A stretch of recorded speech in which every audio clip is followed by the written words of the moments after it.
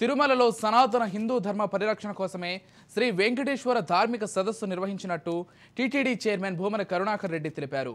3 రోజుల పాటు తిరుమల ఆస్థాన మండపంలో నిర్వహించిన ధార్మిక సదస్సు పరిసమాప్తమయ్యింది. సదస్సు తీసుకున్న తీర్మానాలను టీటీడీ ఈవో ఏవి ధర్మారెడ్డితో కలిసి పీఠాధిపతులు మఠాధిపతుల సమక్షంలో వెల్లడించారు.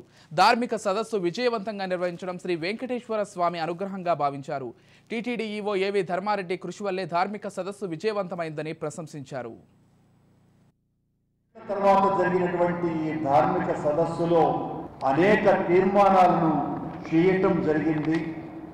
హిందూ మతాన్ని నమ్మి ఈ ధర్మాన్ని ఆచరించాలనుకున్న ఇతర మతస్థులకెవ్వరికైనా తిరుమల క్షేత్రం ఒక వేదికగా ఉండాలని, కనుక ఈ ధార్మిక క్షేత్రంలో ఓ ప్రాంగణాన్ని ఏర్పాటు చేసి చేరాలనుకున్నటువంటి ఇతర మతస్థులకు హైందవ సాంప్రదాయాల ప్రకారం సంప్రోక్షణ కార్యక్రమాన్ని నిర్వహించి వాళ్లను హిందువులుగా మార్చేటువంటి ప్రక్రియ, వాళ్ళు స్వచ్ఛందంగా ఈ మతాన్ని అంగీకరించి వచ్చినటువంటి వాళ్లకు ఈ సంప్రోక్షణ ప్రక్రియ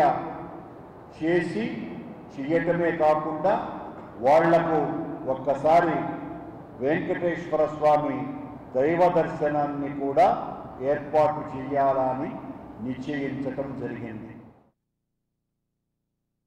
17 ఏళ్ల తర్వాత జరిగినటువంటి ఈ ధార్మిక సదస్సులో అనేక తీర్మానాలను చేయటం జరిగింది.